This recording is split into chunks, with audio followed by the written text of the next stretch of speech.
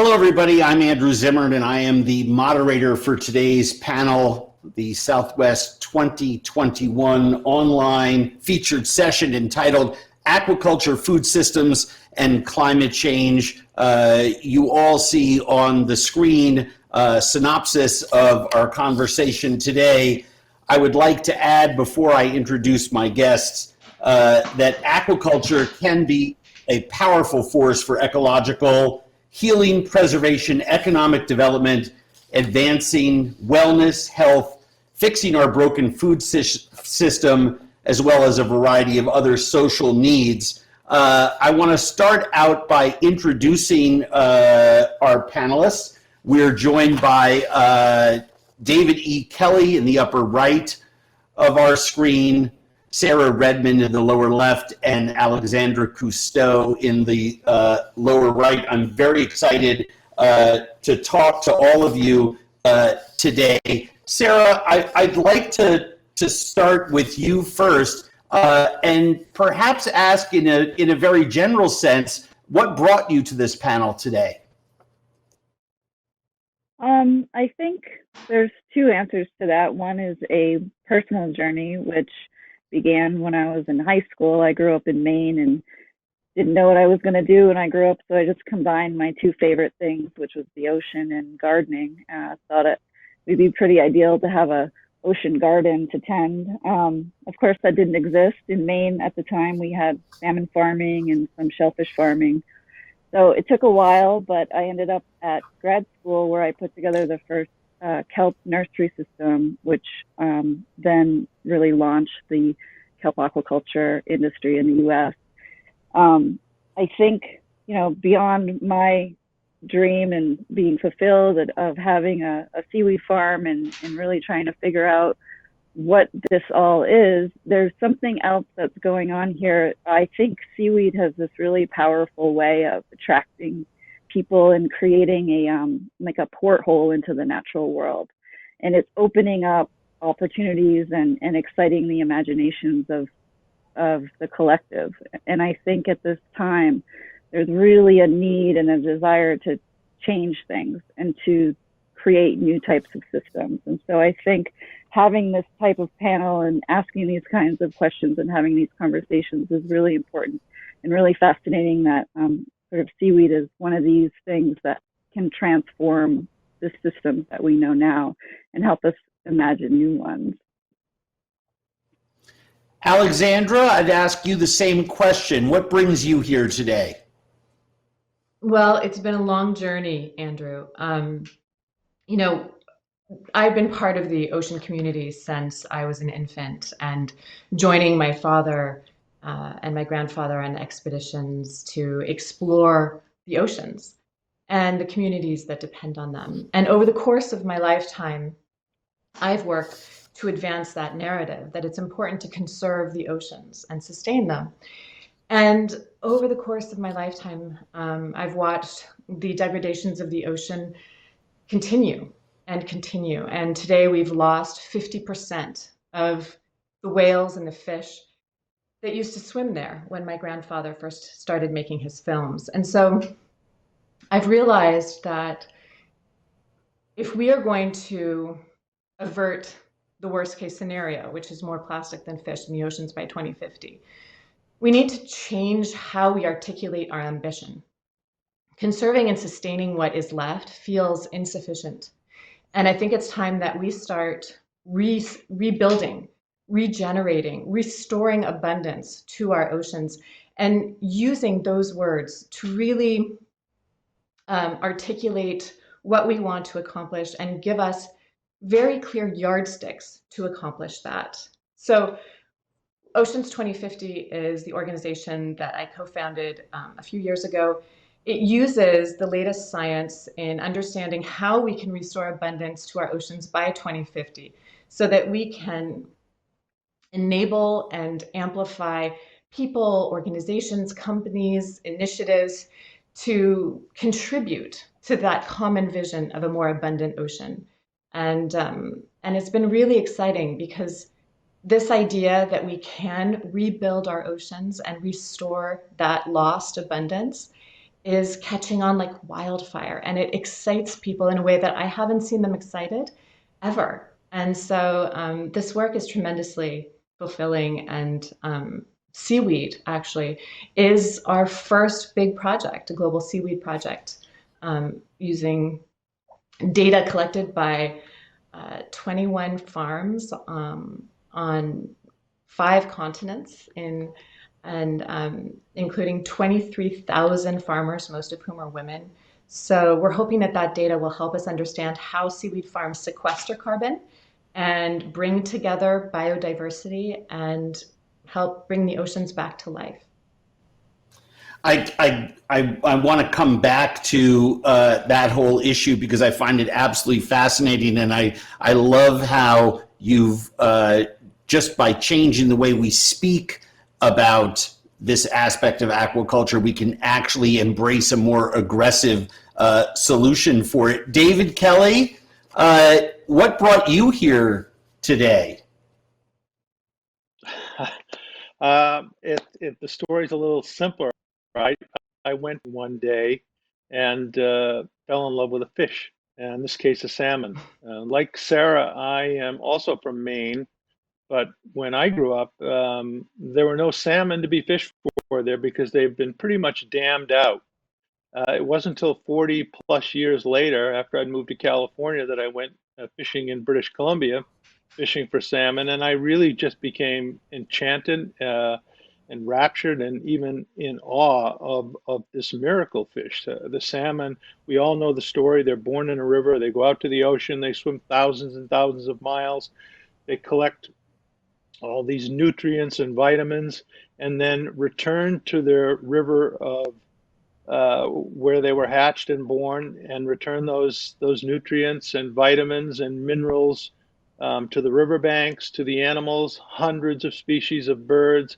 It's not just an eco species, but is a great beacon of ferocity and courage. So I was kind of in awe of this fish. And as I learned more about it, learned that they were in danger because salmon, as wonderful and as beautiful as they are, they got a problem, and that is that they taste good. Add to that, they're good for you. And if there's a food product that tastes good and is healthy to eat, humans are going to eat them. And they are. And salmon is a seafood item of choice right now. Consumption is exponentially growing, as is global population. It's only a matter of time before we eat them into extinction, unless aquaculture comes to the rescue. I think there's a 50 to 60 metric ton gap in fish consumption. So it really is incumbent upon aquaculture to answer the call here. I got in it to take the pressure off wild salmon stocks. We chose a land-based facility because we felt that was the best way to do it, with a reduced carbon footprint, less impact on the oceans. About 7 years ago, we created this company called Riverence. I started with a friend of mine who was named Rob Young, who came from cattle farming, generations of cattle farming, who's also a technological savant of sorts. And the two of us started looking at land-based aquaculture systems. We gave rise to one called Riverence. We started with a brood facility in Washington, and we expanded to a grow-out facility in Idaho. That facility has since expanded, and now we are the largest trout producer in the Americas. It's Sarah. Let me head back to you. Something that Alexandra said sort of sparked a question in my head. She was talking about reforesting oceans and carbon sequestration. At its very essence, you're not only growing seaweed as a farmer, but you're also an educator, and you're helping people to build farms. I'm assuming that the issues that Alexandra raised are at its very core why you're uh, uh, seeking to grow acolytes and help people actually reforest the ocean. Am I right? Yes, this is all new, and we have a lot of research and development and learning to do. But the way I see this growing and the way I sort of, visualize it is to create systems that not only just support new businesses or new farms, but create a collaborative network of farmers and processors and people that are supporting the seaweed aquaculture industry.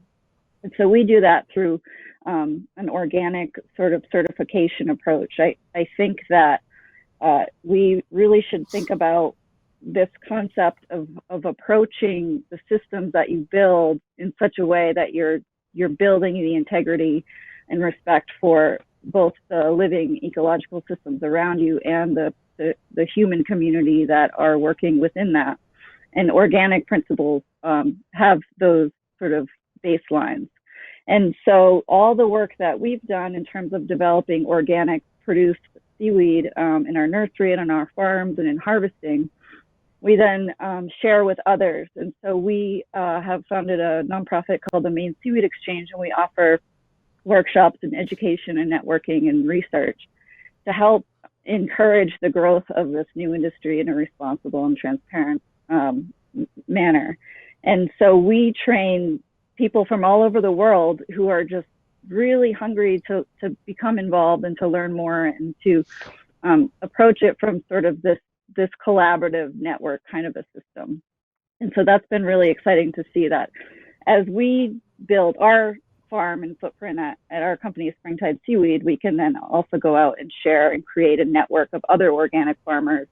And then we scale together, and we then can aggregate our product and sell to larger markets. And that way you're supporting small independent farmers up and down the coast in a way that's responsible and respectful of the environment that they're working in.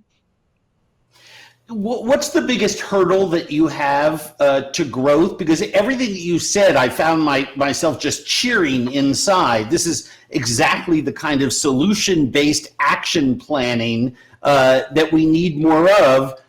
What's your biggest hurdle to growth? I think right now it's infrastructure. I think as a society, we tend to live on land, and we don't really understand the importance of being involved in the ocean and creating that infrastructure of working waterfront bridges that we can communicate with the sea. I think our approach is to provide opportunity and allow farmers to either share their processing infrastructure or to create their own. And even just something as simple as building out new greenhouses locally for drying is a challenge for rural communities. And so just looking at, these new opportunities for our society, how can we help invest in that really basic infrastructure that we need to help this grow and to help this become something that's a viable opportunity for marine heritage communities? Alexandra, does that challenge sound familiar to you? It would seem that building those communities, building those alliances, and that infrastructure is key in your quest to reforest the ocean, and especially when it comes to the carbon sequestration of that naturally occurs when we plant and farm the ocean. Well, I think that one of the things that is really key is going to be socializing this idea so that regulators understand the opportunities of seaweed. For example, in some parts of the United States, it's easier to get a license to explore for oil and gas than it is to get a license for seaweed. So I think that there's a lot of socialization that we need to do, and education, which is why what Sarah's doing is so important.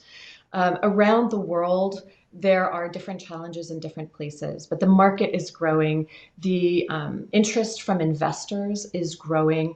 The opportunities to develop new technologies that can solve new problems is growing very quickly. And, the blue economy is accelerating. We are accelerating the rate at which we are extending ourselves into the ocean, whether it's for seaweed farming, which is, at best regenerative and at worst benign, to deep sea mining, which is a disaster. So if we are going to develop the blue economy as a regenerative force for the oceans and not an exploitative one, then we need to find ways to accelerate the scaling of seaweed farming and other regenerative aquaculture practices. One of the things that I think is important to understand about climate change in the oceans is that the oceans have absorbed 30% of the carbon emissions that we've emitted as humans since the Industrial Revolutions. And that has been a great assist in managing climate change and slowing it down. When we're able to remove excess carbon dioxide from the atmosphere, and note that I do say when, because I'm very hopeful that we will, the oceans are going to re-emit that 30% back into the atmosphere. So understanding how we can really recarbonize the biosphere and decarbonize the atmosphere and convert the carbon in the ocean into shellfish, into sediment, into different things is critically important, because we really don't want to get to a place where we have succeeded in so much around getting rid of excess emissions in the atmosphere and then have the ocean return kind of like a loan, returning that carbon back. So there's a lot of work ahead. I think what gives me a lot of excitement is the energy in this space and the growing momentum. And if we're able to re-articulate our goals, as I said, re-articulating what we want to accomplish as restoration of an abundant, diverse, complex ocean ecosystem, where every whale is sequestering carbon, where the life in the oceans is so abundant that it decarbonizes the atmosphere, recarbonizing the biosphere, sequestering that carbon away, and helping us turn the ocean into the climate solution that it can be. And seaweed farming is a way for humans to practice agriculture in a way that is regenerative. And that's a paradigm shift. And that's the kind of paradigm shift we need. You go on, because I wanted to ask you about that paradigm shift. I mean, you're essentially taking the single largest biosphere with a capital B, which is the blue biosphere that's dominant. There's more water than land on planet Earth, and you're essentially using, if I understand it correctly, a new way to look at the idea of contribution versus consumption. And I wanted to give you a chance to explain that as part of your Oceans 2050 work. Well, I think that when you use the word consumer to describe the way people use their time, treasure, and talent throughout their life, being a consumer, I mean, what does that word mean? It means you just consume. You consume goods and services, and you consume things that have been made, and oftentimes we don't know how they were made or where they came from. I think what I would love to see is for us to transition to a contributor mindset and understanding that everything we do contributes, and it can either contribute to the status quo or it can contribute in helping us get onto a new path towards a more abundant future. And companies as well, they treat us as consumers and they market products to us as consumers. Well, treat me like a contributor. Let me contribute to your success by creating goods and services that lead to a better future. And I think that shift can really put us on a different track. And if we all see ourselves as contributors and that mindset changes, then, and frankly, I think that's what young people want today. The young people that I've spoken to, the ones that are well known and vocal, and the ones that I know in my private life, they all want to be part of an economic system that makes them contributors. And in agriculture, that's really important. You know, a few years ago, I was hosting a documentary that was looking at the blue-green algae blooms in Lake Champlain in Vermont. And I spent the day with a dairy farmer, a family-owned farm that had been passed down through the generations. And he had taken his entire operation organic so that he wouldn't contribute to those blue-green algae blooms. And at the end of the day, I asked him, I said, so how does all of this make you feel?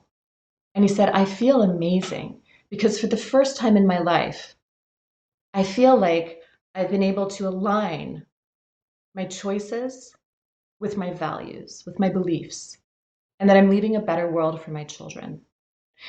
A few months later, I was hosting another documentary for National Geographic on organic cotton. And one of the locations that we went to was Madhya Pradesh in India, which is a very conservative and agrarian part of India. And I was interviewing a cotton farmer who'd taken his entire operation organic. And he was telling me about all of the benefits that he had gained by doing that. And at the end of the day, I asked him, so how does all of this make you feel? And he said, I feel amazing because for the first time in my life, I'm able to align my actions with my beliefs. And I feel like I'm leaving a better world for my children. And that's when I realized that being able to live in alignment with what we believe is one of the most unspoken, unrecognized human needs that we have. And our modern society has divorced us in many ways from being able to live that out. And so the contributor mindset brings us back to that place. And I think when we look at the oceans and we look at what we've done to the oceans and the state that they're in today, a lot of people would want to be able to enjoy healthy seafood. Now, the future of seafood can be one of the greatest solutions to our degraded oceans if we think through it and measure our progress as whether or not it has a net positive for the ocean. And if it does, it will have a net positive for human communities as well. David, I was wondering as I was listening to Alexandra talk about the contributor mindset, aquaculture no longer has to be on defense. For so many decades, aquaculture was on defense in the sense that there were a lot of bad actors out there in the space and they were giving the practice something of a bad reputation. That's really changed over the last 10 years. But I'm wondering, since you are, in many ways a fish farmer, how does that contributor mindset play in your world today, especially with the work you're doing at Riverence? Well, first, that was a fantastic response from Alexander. Very, very eloquent, moving, and fish farmers in general would do well if we could all try to live up to that measure of aspiration as we go about our business. With respect to fish and the stigma against fish farming, you're right. It was bad for a while. It's getting better, in part because the methodology is improving, in part because some of the bad actors are tumbling to the conclusion that it makes good business sense to be more stewards of the environment and to make a healthier product. And right now we're seeing growth explosion in the consumption of fish because aquaculture is enjoying either renewed or a first time luster of good practices. With what we try to do as Reverence is we try to take care of our product and not try to speak to the world. And if we are going to speak to the world or our colleagues, it would be in the way of influence and causing them to see that our standards and practices are resulting in business success, so they might want to emulate those. For us, it starts with brood, strong genetics program to breed a healthy fish, Fish welfare is extremely important to us. We move on to nutrition, pure genetics, technology, and the farmers, the people are very important. If you combine all those aspects and you're able to produce a good product, and we think we have out is high in omega-3s. It tastes good. It's good for you. It's going to make you healthier to eat it. It's better than taking the supplements. A lot of people like fish oil supplements. It's not as good as eating the real thing in fish.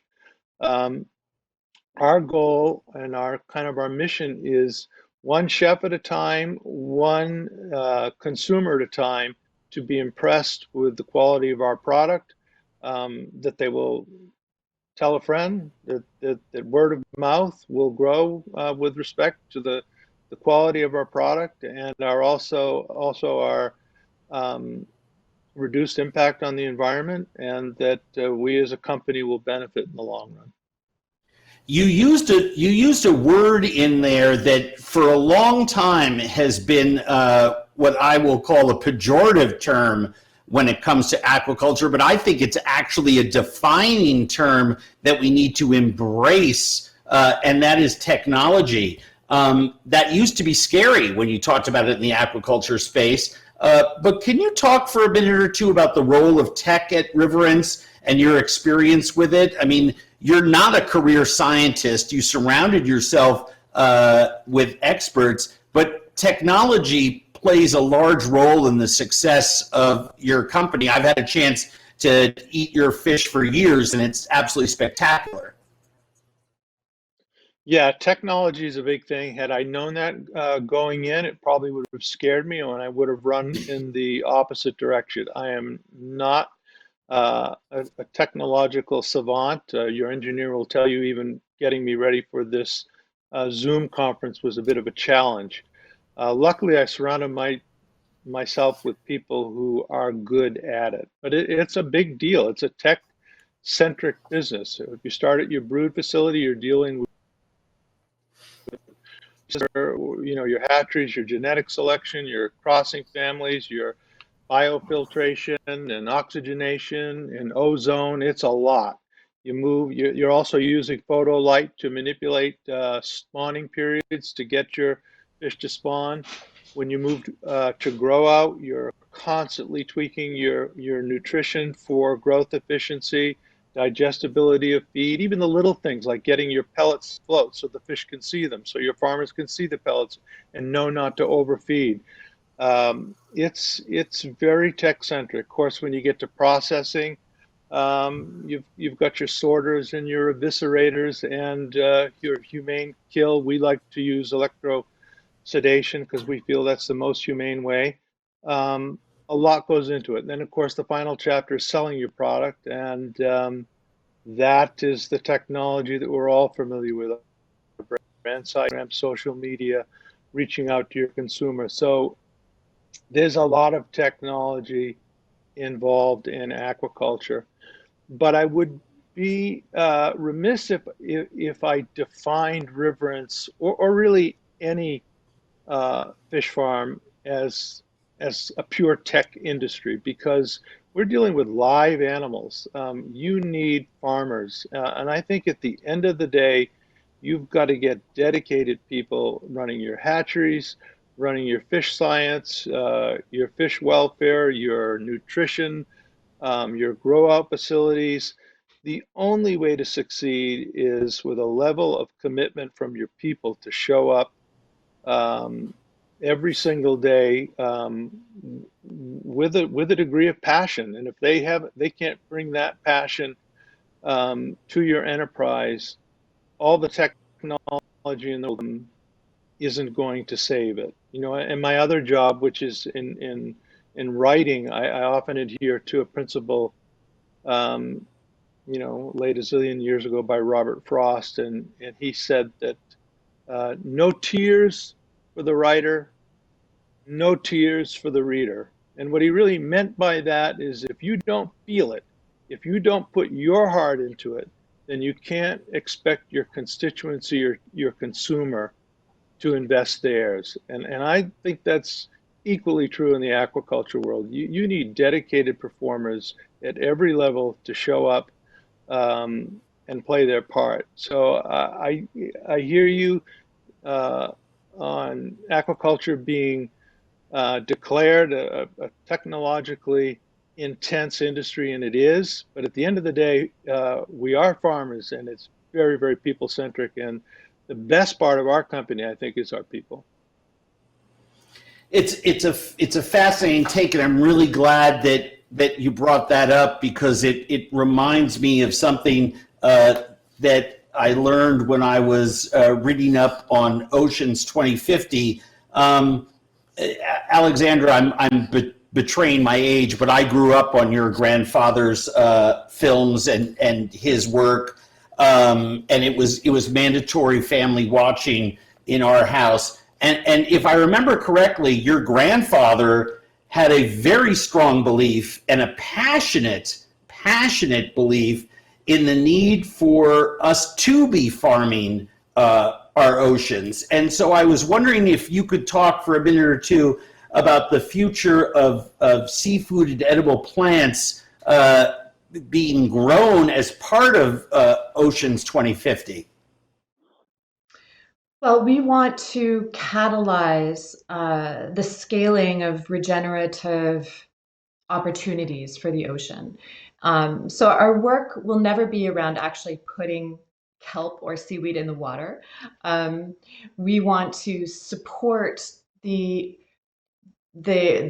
people who are doing that, obviously, and we want to advance the science that really helps us create climate and biodiversity optimal farms. How do we measure the carbon that's been sequestered under a farm? How do we do eDNA analysis on those sediments so that we understand how those farms have aggregated biodiversity by providing habitat, so that we can get to a place where, people aren't being compensated for exploiting the environment, but rather compensated for stewarding and regenerating the environment. There are so many ecosystem services that come from seaweed, and when you blend shellfish with seaweed, there's even more. I think that was the vision that my grandfather had when he talked about moving from a hunting to a farming approach to seafood. And I personally haven't eaten seafood in decades because I didn't like not knowing where that fish came from, not knowing if I was supporting pirates or human rights abuses or damaging aquaculture practices. That's changing today. And I actually had my first salmon just a few months ago. And I look forward to being able to dive back in, because I feel like this industry is getting to a place where that vision that my grandfather had actually makes sense in the context of that future that we can all strive towards. And that's exciting. But we do need to continue investing and developing and researching and doing science and making sure that we don't make the same mistakes in the ocean that we've made on land. When humans are confronted with a complicated problem, we'd like to have clean, beautiful, simple solutions, which often end up being a disaster because nature is complex and it's interconnected. And creatures thrive when they're able to live in a community of life, where there's symbiotic relationships and these kinds of things. And in the ocean, for those that practice farming in the ocean, I think that's something that's key to understand. And the other thing that I learned recently that I thought was really interesting and where science is really making big advances is actually in aquaculture feed. What fish are fed is the vast majority of their environmental footprint, which makes sense when you think about it. So, advancing the science in that area is not Ocean 2050's purview, but I think is going to be really interesting to follow as that industry makes their own advances and their own improvements. Yeah, we are what we eat. I've been telling people for 20 years, if you don't know where your food comes from, no matter what it is, you might not want to eat it. Sarah, David brought up a really interesting point in the first round of questions about salmon, talking about its deliciousness and its popularity.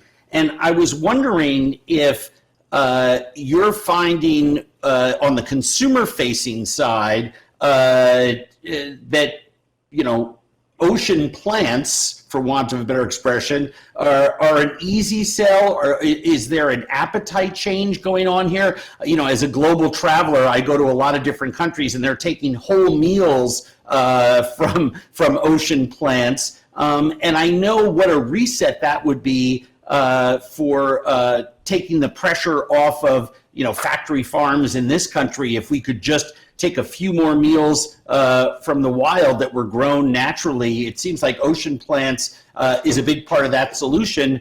But I'm curious about the consumer-facing side. Are you getting an embrace from the consumer, or is it a tough sell?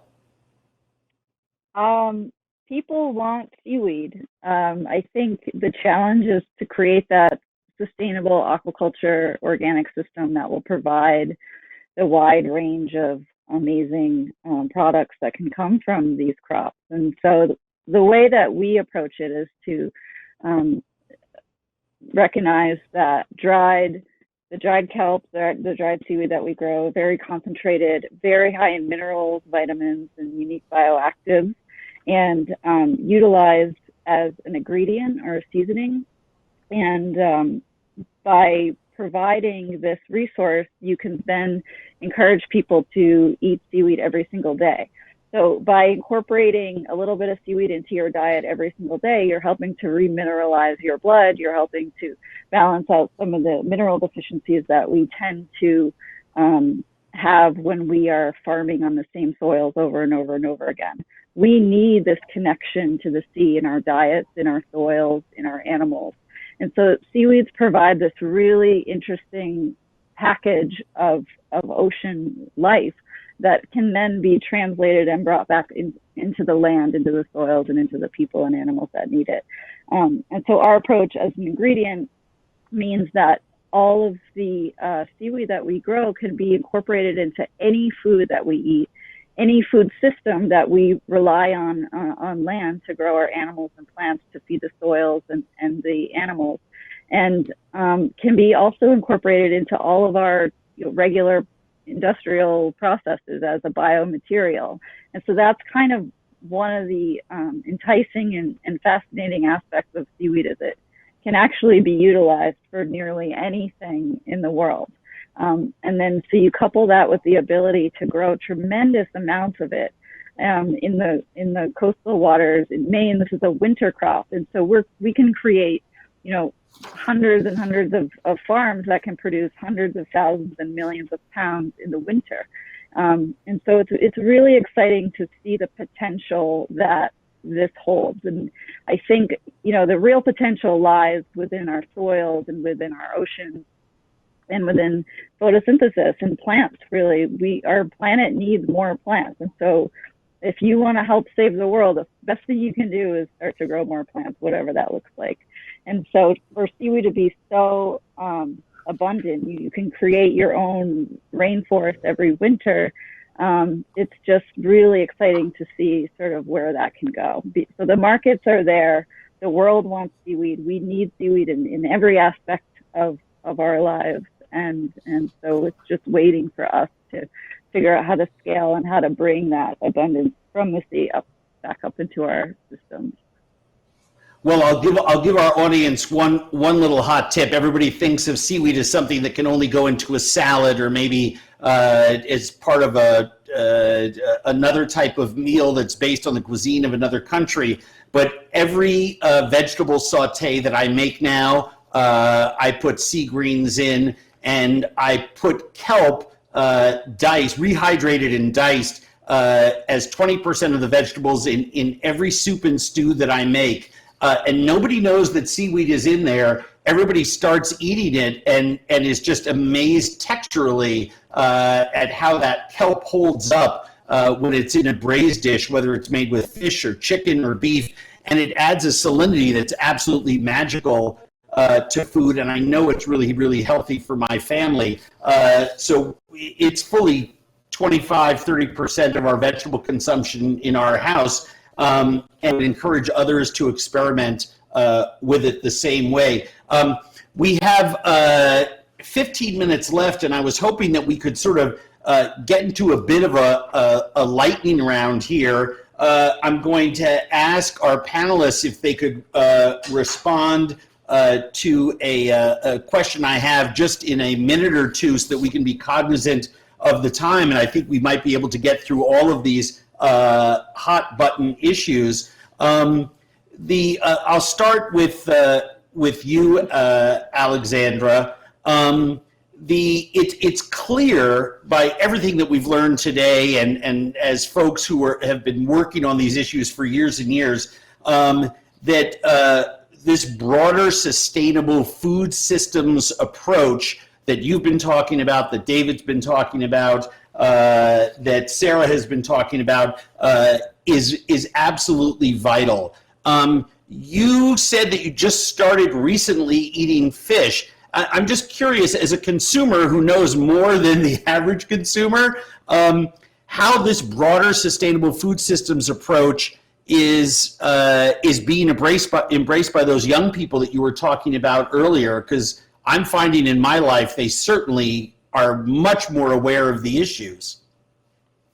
I totally agree with you, Andrew. I think that young people are aware about so much more than I ever was at that age, even with the influence of my family. They think about where food comes from and what it's doing to the land, what it's doing to the farmers. Here, I live in the west of France. We have, food is wonderful in France. Whether it's organic or not, it tastes great. And there's wonderful chefs here who know how to prepare it. But the quality of the produce that you get from these small organic permaculture farmers who are inevitably young, maybe with a small child or two, but oftentimes they're in their 20s and 30s. They're starting these small farms. They're selling locally in the markets and to chefs in the region, and they have buy at the farm days. And now in the pandemic it's a little bit different, but usually that's the only place that we go to get our food, and it's fantastic. And it's thanks to the energy that these young people bring to agriculture, to a local sense of what agriculture should be and what we should be eating and what it should taste like, and how it impacts the land and the animals, and that's really refreshing, and I love it. And I am constantly looking for more ways that I can support this, in my own community, but also, in the seafood that I eat very rarely. I have to look abroad, and David, if you ever sell your fish in France, please let me know. But that's, meat and fish I eat rarely, and when I do, I really take care of where it comes from, because I want to make sure that it aligns with my values, and that I'm able to support the people that do it in a way that I feel is consistent with that. David, we were talking earlier about food production systems, and aquaculture is the fastest growing food production system on planet Earth. Can you speak a little more about the growth of your industry since Riverence was founded, only 8 years ago? A little over 7 years ago. Yeah, aquaculture is booming. That's the good news for our company. It's also the bad news, because in terms of getting market share, there are just so many vendors and purveyors out there.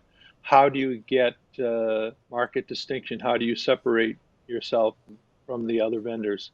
And it goes to the question that you just touched on with Alexandra, and that goes to consumer awareness. Our company really started with a fundamental assumption, and I don't know that it's right, is that if people know the difference, and they know the distinction in their choices, they will make a choice that is healthier for them and healthier for the planet, as long as it tastes good. First and foremost, it has to be a meal that people innately want to eat. that public education of the consumer, though, is a slow build, and there are a lot of aquaculturists and fish farmers making claims that they don't live up to. So you're not only battling other farms with practices, but also in their marketing. Um, but with chefs like yourself that have been great champions of good product and consumer awareness building, that is to the future of aquaculture.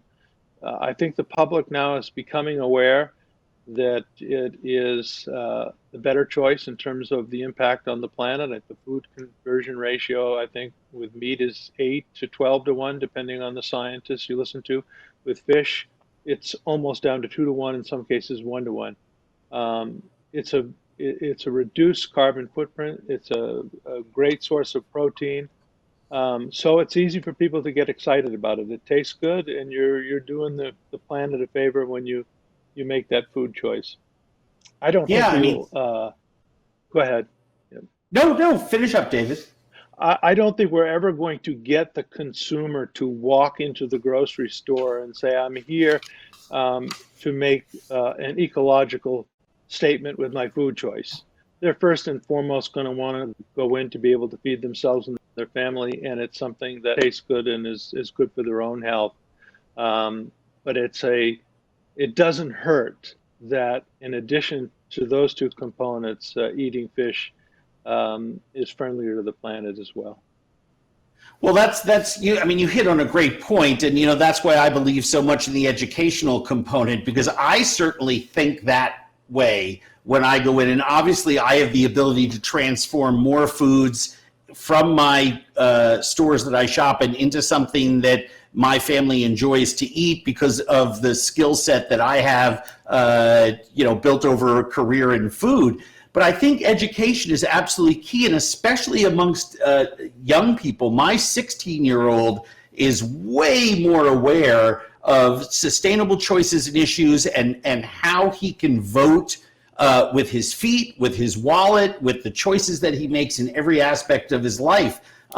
Sarah, we know that seafood is more sustainable to produce and more healthful to consume than all comparable terrestrial animal proteins. I was wondering, since you're up in Maine and a different part of the world, I love all our panelists are from much different places in the world, what you're seeing on the ground from people in your daily life at the hardware store, at the gym, at the school, wherever you're perambulating in your daily life. Are they becoming more woke to this, especially in a state whose economy relies so much on the food that it produces on the land and in the water and on the tourists who travel there to eat it?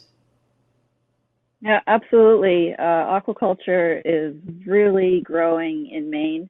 And just like land agriculture in Maine, it's attracting a lot of young people and a lot of energy in this sort of career choice. People are attracted to this idea of working with the planet, working with the water, working with the land, and really creating a livelihood and a life that isn't defined by financial goals. I think Maine has a really interesting marine heritage in our historical fisheries. The building that I'm actually operating out of now used to be an old cannery. And so you can see behind me, this is an incredible area for wide range of fisheries that sort of went through a boom and bust cycle over and over and over again. And so we really have to just start from the beginning. We have to start with the base of the food chain and say, how does this work? How can we start to change and shift our relationship to the fisheries and our ocean and seafood, and start to really return that abundance that drew people here in the first place? The ocean has everything it needs to create the food and create the life, and it's our job to tend it, like the Garden of Eden, to enhance that ecosystem, to enhance that function, and to create the food and the resources that we rely on. So we don't have to wait for our fisheries to come and go. We have to really decide, how do we take our innovation and learn how to work within these natural systems to return that abundance that supports all of us. Oh, Sarah, you make such a great point. You know, food demand is projected to increase, well, to double by 2050, and protein demand to increase by 30 to 50%. We almost can't squeeze more out of our terrestrial systems when it comes to animal proteins. In fact, it's that quest to do more that's actually done more damage than it's done good. I think the secrets does lie in our oceans, and to that point, Alexandra, before I wrap up, I'll let you have our last word here. I'm a firm believer that responsible aquaculture is needed to play a significant role in transforming global food systems to feed humanity through sustainable production, trade, and consumption. All of that takes place in this blue world that, you know, for generations your family has been a steward of, and around which Oceans 2050 has based a huge part of its focus, that we treat the water as something to add to and harvest from and increase its health and wellness. Can you bring us home with what your outlook is? Because we're at 2021, what we can look to in the coming decades as we near 2050 when it comes to being responsible to our oceans and the food that it can produce? Well, Andrew, you know, the future of seafood is going to come from two places. It's going to come from wild-caught fisheries, and it'll come from aquaculture. Wild-caught fisheries could, if they were managed for abundance, feed up to 1 billion people a day. That's twice as many as it feeds now. And so there's a lot of work in transparency, traceability, you know, and technological advances to be able to get that to where it needs to be as well. With aquaculture, I think the same is true. We are going in a direction where aquaculture will continue to grow, and that's great news. I think that, you know, the transparency and traceability and technology that continues to get incorporated into that practice is just going to make it a better option every year that it continues. And that's really exciting as well, because frankly, if those are done right and the future of seafood contributes to a more abundant ocean, then we are all winning. You know, it's not just the ocean. We all depend on the ocean. How we're able to manage and mitigate climate change is largely dependent on the ocean, and being able to feed people, creating a socially just society.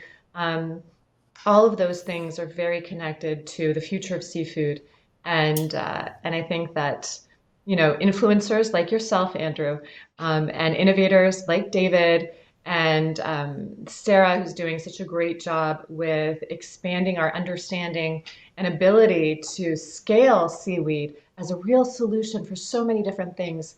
These are the kind of things that will make us successful in the future.